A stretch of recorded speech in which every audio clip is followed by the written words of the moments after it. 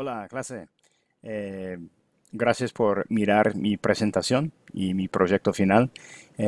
Quisiera comenzar con la introducción y como ya saben, hemos estudiado diferentes ramas de la lingüística este semestre y vamos a tocar cada uno con ejemplos de mi entrevista que tuve con una señora mexicana. Ella tiene la edad entre 40 y 45, no la pregunté, ah, pero ella nació en Tlaxcala, México. Es el estado más pequeño de la República. Y entonces ella vivió, bueno, asistió a la escuela allí desde la primaria, perdón, hasta la universidad, se graduó allí y entonces se mudó aquí a los Estados Unidos después de casarse con un hombre estadounidense. Entonces aquí han vivido en varios estados y ahora residen en Arizona. Ah, y ellos hablan español en casa. Su esposo no habla mucho español, pero ella sí habla con los niños, una niña y un niño. Entonces, muy bien. Siguiendo, eh, vamos a comenzar con el análisis de la fonología y la fonética y nada más quisiera compartir algunos ejemplos para que veamos cómo funciona todo eso. Ah, yo diría que lo que aprendí de este análisis es que cada letra afecta, cada letra en una palabra afecta el lugar y la manera en que se pronuncia afecta las otras letras que rodean, que la rodean. Entonces, por ejemplo, aquí, piñata, ella la pronunció como piñeta y yo me puse a pensar y es porque el lugar, a ver, ¿dónde estoy? Eh, Sí, entonces la A es una consonante que suele pronunciarse más al centro y justo antes de la A se ve que la N y además la I causaron que se modificara la pronunciación de la A. Entonces podemos ver causa que la siguiente vocal A sea pronunciada más anteriormente hacia la E. Piñeta. Piñata. Ella dijo piñeta. ¿Okay? Y más alejada del lugar central donde suele pronunciarse. Y este ejemplo muestra el efecto que tiene el punto de articulación de un alófono anterior en los sonidos que los siguen. Entonces, es un ejemplo. Otro ejemplo, ella había modificado la R. Sabemos que la R inicial es vibrante, múltiple, y para niños romper, eso yo lo pronuncié lentamente, pero para niños romper, la S influenció la pronunciación de la R que seguía. Entonces, y otro ejemplo, festividad.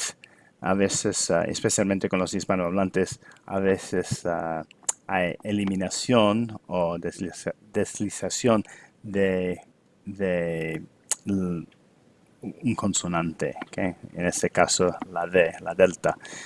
Entonces, ella nada más ha omitido, ¿okay? La D.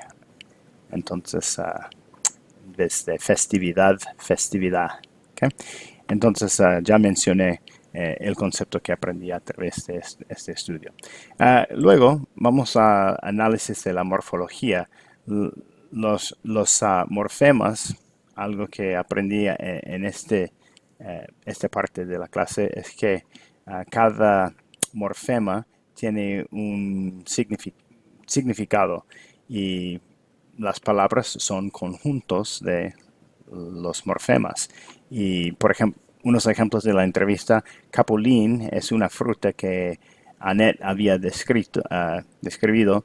Um, entonces, que quiere decir en náhuatl, eh, estar, pani, fuera, o sea, moverse, tener movimiento y estar afuera. ¿Ok? Entonces, campesino, otro ejemplo, ese primer ejemplo es obviamente una palabra no española, pero náhuatl. Campesino, aquí vemos que los afijos, prefijos, sufijos pueden modificar una raíz. En este caso, campo, campesino, campamento. eh, Podemos ver la derivación de una raíz. Y estar, también tenemos lo que se llama eh, eh, tenemos morfemas gramaticales que afectan los verbos tiempo, persona, número, y en este caso compartí unos ejemplos del verbo estar, estuve, estábamos, y con estos pequeños cambios, eso cambia, altera el significado del verbo. Muy bien, otro ejemplo. Tenemos la sintaxis y aprendí a través de eso que los sintagmas, y esa parte me resultó un poco difícil. Sentí como si estuviera en la clase de matemáticas, no sé por qué. Pero aquí nada más la sintaxis es evaluar cómo funcionan las diferentes partes de la oración como conjunto, y cada parte tiene un efecto gramatical, una influencia en las otras partes de la oración. Y entonces tenemos sintagmas nominales, verbales, preposicionales, adjetivales, etcétera, etcétera.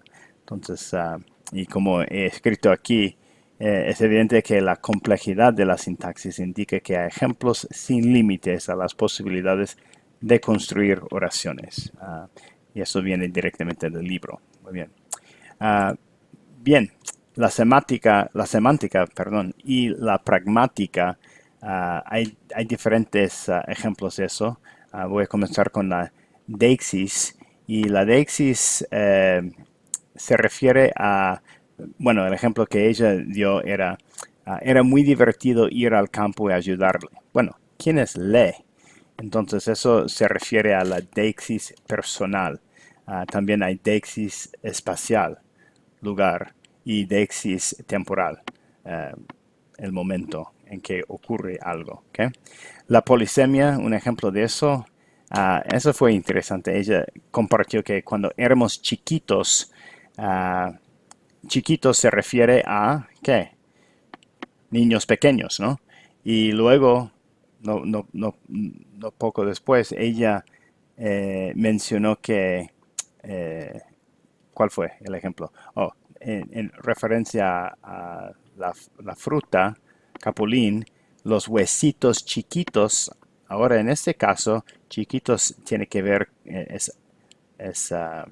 chiquito se refiere al tamaño de los huesitos de las semillas de esta fruta. Entonces se usa totalmente diferente, aunque es la misma palabra. ¿Okay?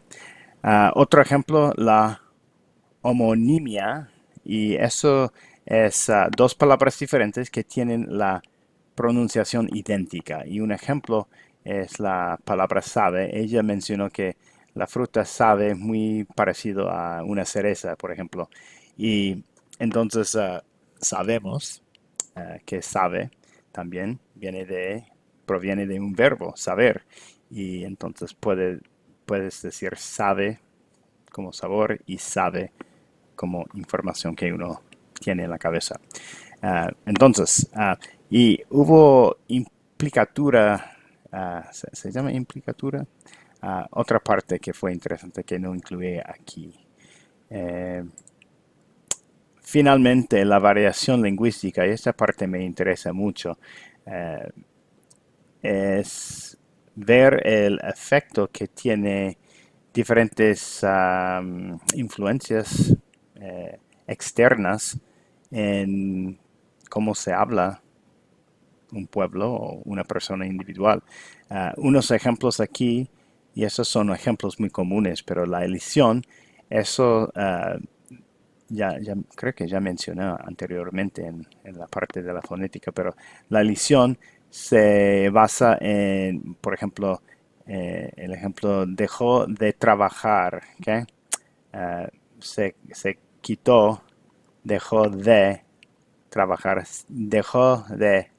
se quita la delta, se dejó de trabajar, ¿ok? Pequeña aspiración allí, entonces estamos quitando la pronunciación de parte, ¿ok? De la palabra.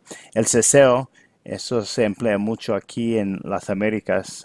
Hay partes en España, como ya sabemos, que pronuncian la Z como con interdental, Z.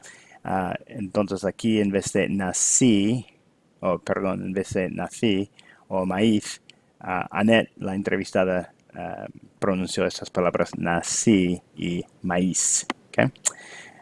Falta de asimilación, eso fue un concepto interesante porque hay partes, según el libro, hay partes en México y yo he escuchado a algunos mexicanos hablar así.